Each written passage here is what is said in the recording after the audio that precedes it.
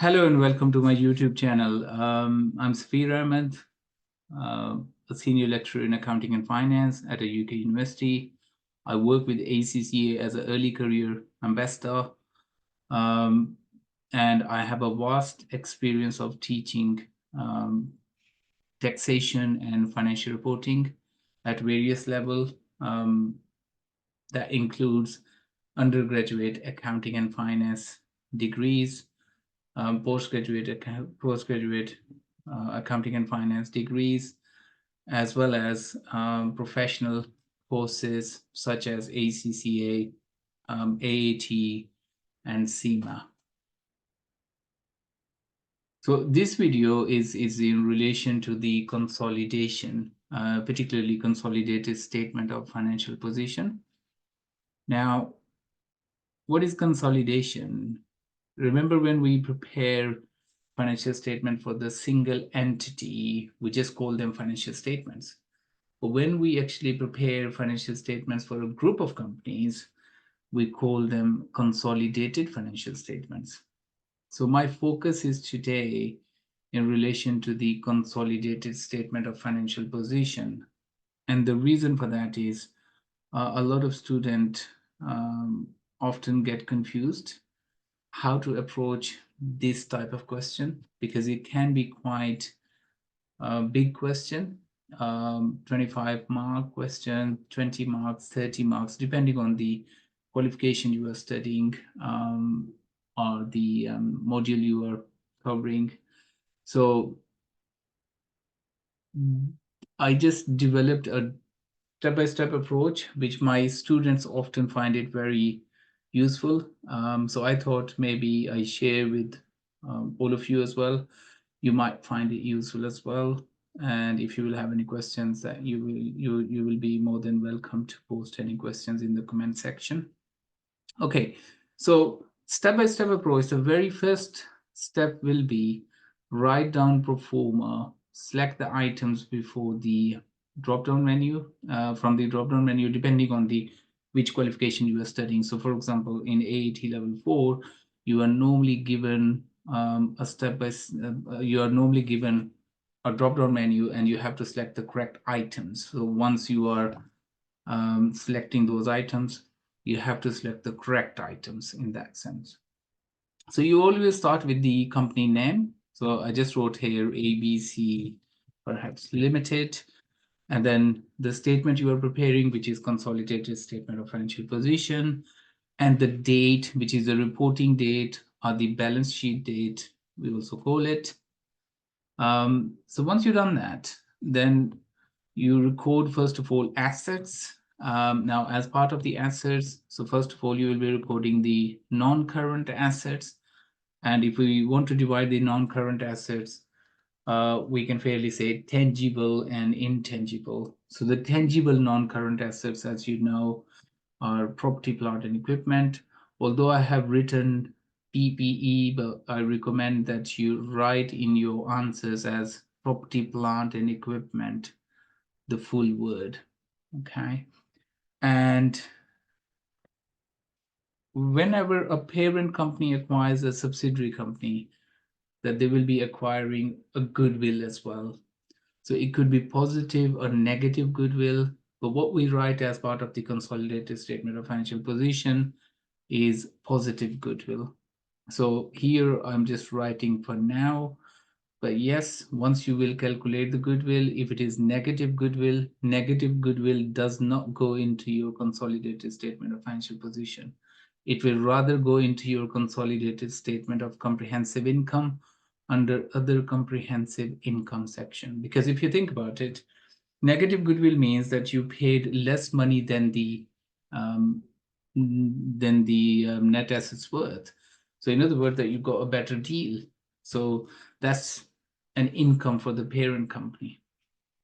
Okay, so once we have recorded the tangible non-current assets, which are property, plant, and equipment, and intangible non-current asset, as a minimum, it will be goodwill, but it could be any other intangible assets as well. So such as patents, or license to operate something, or maybe a software, But as a minimum, it will be goodwill, because you are preparing the consolidated statement of financial position. So of course, the one company must have acquired another company in that process, and they must have acquired some goodwill, or they must have paid something for goodwill as well. Okay. The other thing to notice here is that internally generated goodwill cannot be written in the consolidated statement of financial position or the statement of financial position for a single company as well. Okay, so you have dealt with the non-current asset side of things. Now, current assets. So as you can see, I have written here parent plus subsidiary minus intercompany. If there is any intercompany transaction, I will talk about that in a minute. But the reason I wrote current assets there, and then of course I further divided them into inventories, trade and other receivables, and cash equivalents. Now in a question, they might just give you one current asset figure. They might not give you this breakdown of the current assets. So in that case, you will be just writing that amount, that item there, and then the total amount there. But in majority of the cases, that you will be given inventories separately, trade and other receivables separately, and cash equivalent separately. So those are your three main, of course, current assets that we kind of, capture all of the current assets within those headings. So once you establish the total of the current assets and total of the non-current assets, if you will add those two together, it will give you total assets. So that's one side of your consolidated statement of financial position. And then the other side of the consolidated statement of financial position will be equity and liabilities. So first of all, we record the equity side of things, so which is share capital. It's worth noticing here that you only write parent company share capital and parent company share premium. So I just wrote P only there, but remember that when you will be answering a question, you are not going to write P only. I just written it so you can remember that what we normally write it there. Okay. And then revaluation surplus, if there is anything, or fair value, if there will be any fair value previously. But if it happens at the date of acquisition, then we don't write that revaluation surplus here. So which I will talk about a little bit more about that, once I will show you how to work out those items, things like goodwill, retained earning, NCI. Okay, so the retained earning, again, we will be calculating that as part of the working. So I will show you how to calculate that, and then the non-controlling interest as well. So now, what is non-controlling interest? So let's suppose for a partly owned subsidiary, if the parent company owns 80% of the shares, the rest of the 20% of the shares belong to someone else. And that someone else, we call it non-controlling interest. So how much is the worth of their investment? Okay. So that gives you the total equity. And once we dealt with the total equity, then we are recording the non-current liabilities. Now remember, non-current liabilities are liabilities which the company or the group owe after 12 months.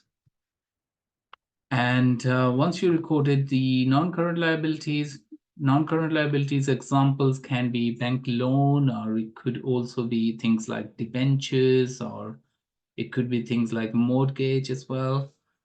And once we recorded that, then current liabilities, and under current liabilities, we normally have trade and other payables. And in addition to trade and other payables, we have tax liabilities. And that gives us total liabilities. Now remember that total equity amount plus the total liabilities will give us total equity and liabilities. Now, this should be the same amount as your total assets. So if it matches, that means your answer is 100% correct. If it does not match, perhaps you need to look into where you have made an error and correct it. Okay, so the first step is done, which is the producing or writing down the pro forma of the consolidated statement of financial position. Now, the second step, which is the establishing group structure.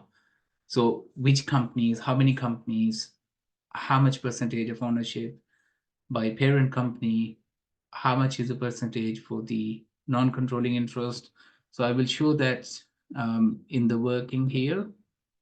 So I didn't call it separate working there, but is because there are no separate marks for that normally in the question, but this is so important in order to get the other parts of the question right, which carries majority of the marks there. So group structure, always establish date of acquisition, because this tells you the pre-acquisition transactions and post-acquisition transactions. And remember, some of the post-acquisition, some of the pre-acquisition transaction does not go into your consolidated statement of financial position directly. So we take into consideration when calculating goodwill.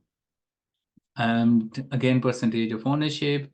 If it's not given to you, the way we calculate is shares acquired divided by total shares times by 100. So that gives you the percentage of ownership.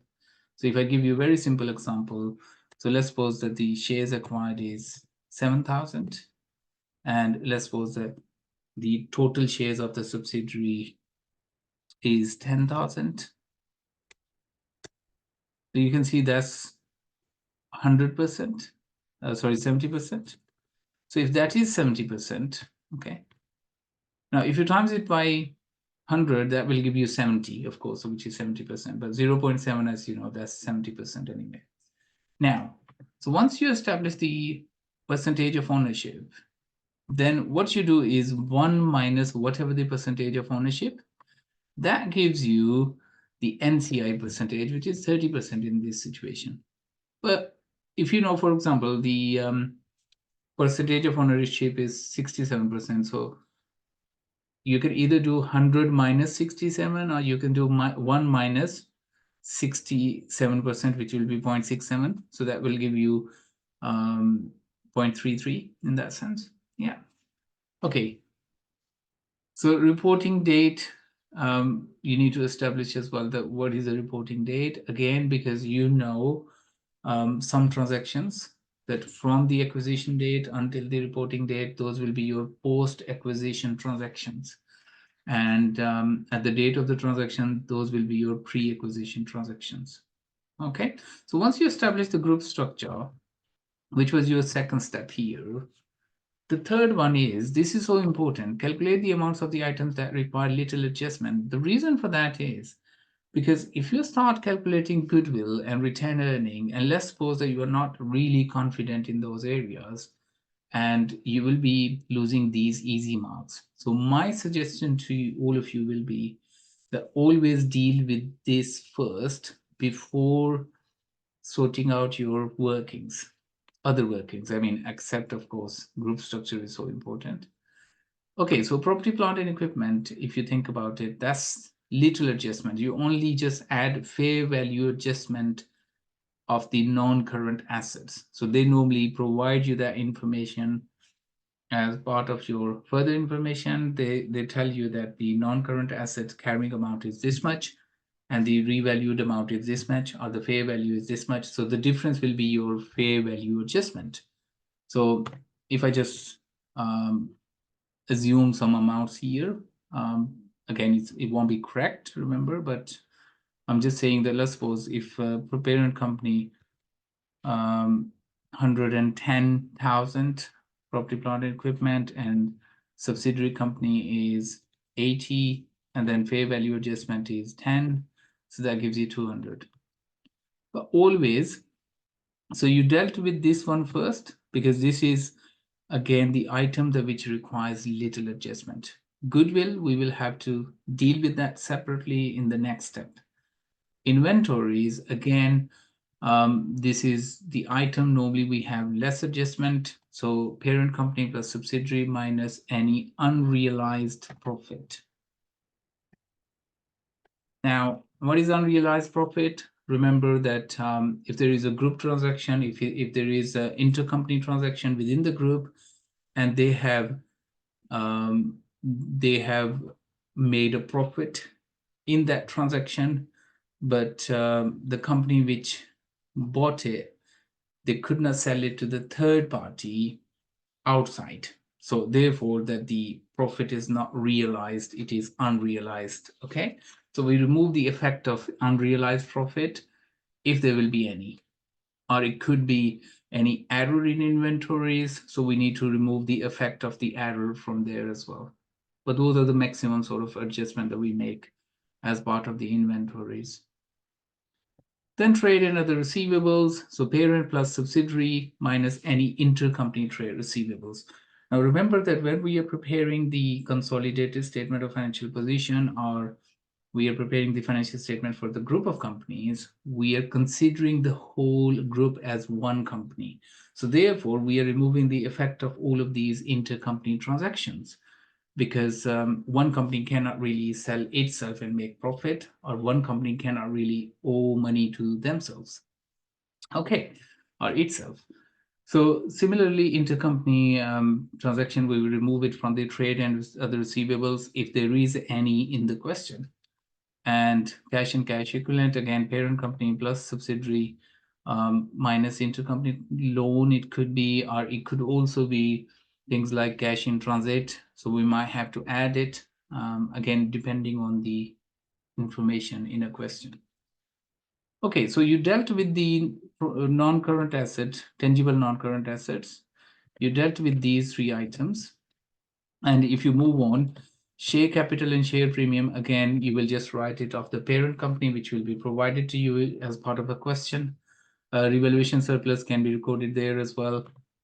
But this has to be the previous revaluation surplus, not at the date of the acquisition. At the date of the acquisition, fair value adjustment, we do not add it here. Okay. And then retained earning and non-controlling interest, these we will be dealing with that in the next step 5, 6. Okay, once you've done that, it gives you the total equity, but remember that these two amounts we still need to calculate it. So total equity we will calculate it towards the end of this attempt. Yeah. Non-current liabilities, it could be a bank loan, it could be mortgage, it could be debentures, remember. So what we do is parent plus subsidiary. Again, if there is any intercompany loan, we remove the effect of it, because remember that we are preparing a financial statement for the group and we are considering the group as one entity. Okay, similarly, current liabilities, trade and other payables, normally you will have adjustment for maybe intercompany transaction, intercompany payables, or it could also be the any accruals at the year end. So we need to add that. Remember any accruals there. Tax liabilities, again, parent plus subsidiary. And then we dealt with the simple sort of items so far. So let's go to the next step, which is calculation of goodwill. Now the calculation of goodwill is, I just showed you the or I just produced it, the pro forma of calculation of goodwill. Now, as part of the AAT level 4 drafting and interpreting financial statements, normally this is provided to you. So from the drop-down menu, you have to select it. For other qualifications, you will have to write it down. So you start with the consideration. Consideration is also known as the cost of investment, remember? So this will be provided to you either in the parent company statement of financial position or as part of the further information. So you calculate that, you write that there, and then NCI at acquisition. So NCI at acquisition, you would not know until you know the net assets at acquisition, yeah? So in other words, that you record this first, you go straight to the third one here, and then you come back for the second one, because you cannot really calculate NCI at acquisition if you don't know the net assets acquired. Okay, so net assets acquired, how you calculate net assets acquired? Well, I can just write it for you here. So net assets acquired, remember it will be share capital of subsidiary, share premium of subsidiary if there is any, and return earning. But this one you got to be careful. The retained earning you are interested in here is at the date of acquisition. So that's why I'm just writing here pre-acquisition. Okay, so this is not going to be the amount from the statement of financial position of subsidiary. This will be as part of the further information that at the date of acquisition, this was a retained earning. And then fair value adjustment. Now, you can either call it fair value adjustment or you can call it revaluation surplus. It is the same thing. So once you just wrote all of these, so the total or the sum of this will be your net assets acquired. So once you have that, you're going to deduct that from there. And now you can work out your NCI. So NCI percentage, let's suppose if it was 30%, so it will be 30% of your net assets acquired will go in there. So this plus this minus this will give you goodwill before impairment. So they normally don't write this, but I written it so you can see what it is. Excuse me. And then if there is any impairment, so they normally tell you that the parent company's directors think that the goodwill is impaired by 10%, 5%, 20%, or they might give you amount. So you will be taking the percentage on this amount. So let's suppose this is 100. So it will be impairment, let's suppose is 10. So 10% of 100 will be 10. So then goodwill before impairment minus impairment, that gives you final goodwill, which we will be writing here in your consolidated statement of financial position. Okay, once you've done that, so this was your step 4, calculation of goodwill. And then you're going to move on to calculation of retained earning for your consolidated statement of financial position. So parent company retained earning as it is, whatever the amount is given to you. And then you're going to write share of post-acquisition of retained earning of subsidiary. Now this, how you can work this out. Remember, sometimes they're given you the year-end retained earning of subsidiary, year-end retained earning. And if you think about it, from this amount, if you minus the pre-acquisition retained earning, which was at the date of acquisition, this will give you post-acquisition, yeah? So the difference between total retained earning at the year end minus pre-acquisition retained earning, that will give you post-acquisition retained earning. So it will be share of post-acquisition retained earning of subsidiaries. So let's suppose the parent holds 80%, or let's suppose 70%. It will be 70% of that post-acquisition retained earning amount there. And then you also deduct the impairment of goodwill, which you already calculated as part of your working one. Now, why do we deduct that? Because remember, impairment is an expense and it reduces over profits. And remember, what is retained earnings? So retained earnings is, of course, retained earning is retained profits in other words. So therefore, we deduct that impairment. One more item actually we deduct from here, if there will be any. So I'm just going to write it here. So one more item can be deducted or will be deducted definitely if it will be provided to you is the unrealized profit. Now this is the same profit that which you have deducted from the inventories, remember, if there is any unrealized profit there. So that will give you the retained earning amount, which we will be writing as part of our equity section here, as you can see. So once you've done that, now if you think about it, you have performed the first 5 steps. So the next step is calculation of non-controlling interest. So this is your NCI at balance sheet date, non-controlling interest at balance sheet date. How you can calculate it basically, so share capital of subsidiary, share premium of subsidiary, retained earning of subsidiary. Now you got to be careful. This is at the reporting date at the year end. So this retained earning will be different from retained earning for the goodwill calculation, remember, because that was at the date of acquisition. This is at the year end. Okay, so this amount you will be taking it from the subsidiaries statement of financial position, basically. And if there is any revaluation surplus, you'll be writing that as well. So once you calculate the sum of all of it, that gives you the NCI at balance sheet date, in other words, of the subsidiary, times by NCI percentage, which is, if we say 30%, so it's going to be 30% of that. Okay, so the reason I wrote this NCI at balance sheet date, because that might be given to you as part of a question, but the only adjustment that you might have to make is revaluation surplus.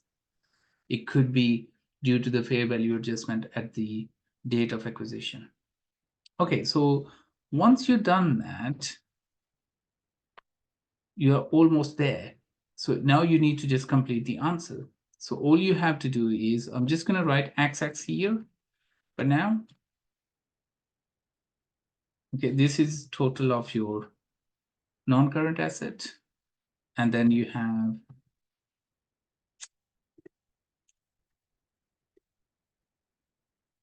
so again, this will give you total of the current assets. So if you add this amount and this amount, so this will give you total assets.